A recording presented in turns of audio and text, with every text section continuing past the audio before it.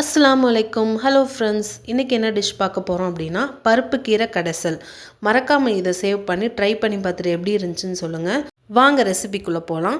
First நம்ம பருப்பை நல்லா கழுவி ஒரு குக்கரில் எடுத்துகிட்டு லைட்டாக அது வந்து கொதி வர டைமில் தக்காளி, பச்சை மிளகா, சின்ன வெங்காயம், பூண்டு, கொஞ்சம் ஜீரகமும் புளியும் ஆட் பண்ணிக்கோங்க. நான் அதில் ஆட் பண்ணல.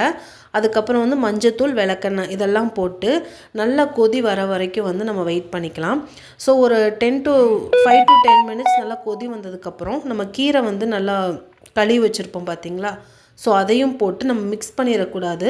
அப்படியே போட்ட மாதிரியே போட்டுட்டு நம்ம வந்து விசில் விட்டுறணும். நான் வந்து ஒரு 3 விசில் விட்டு எடுத்தேன். ஸோ விசில் விட்டு எடுத்ததுக்கப்புறம் பார்த்திங்கன்னா இந்த மாதிரி இருக்கும். நம்ம கடைஞ்சால் வந்து ஈஸியாக கடையும். ஸோ இதுதான் வந்து கன்சிஸ்டன்சி.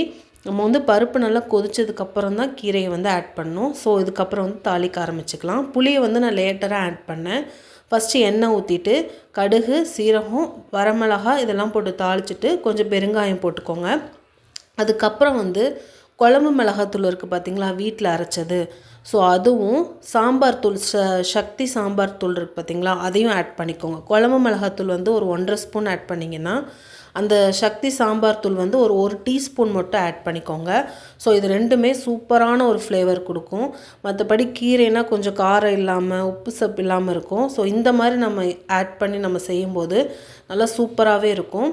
ஸோ அது ரெண்டே ஆட் பண்ணிவிட்டு புளியை வந்து இந்த டைமில் நான் ஆட் பண்ணிக்கிறேன். நீங்கள் வேக வைக்கும்போது கூட ஆட் பண்ணிக்கலாம்.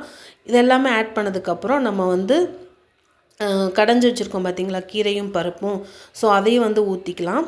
ஊற்றிட்டு நல்லா மிக்ஸ் பண்ணிவிட்டு கொதிக்க வைக்கணும்ல அவசியம் இல்லை. சும்மா லைட்டாக பபிள்ஸ் வரப்போ நம்ம வந்து தேவையான அளவு உப்பையும் போட்டு நம்ம இறக்கிட்டா சூப்பரான கீரை கடைசல் ரெடி ஆயிரும். தேங்க்ஸ் ஃபார் வாட்சிங். பாய்.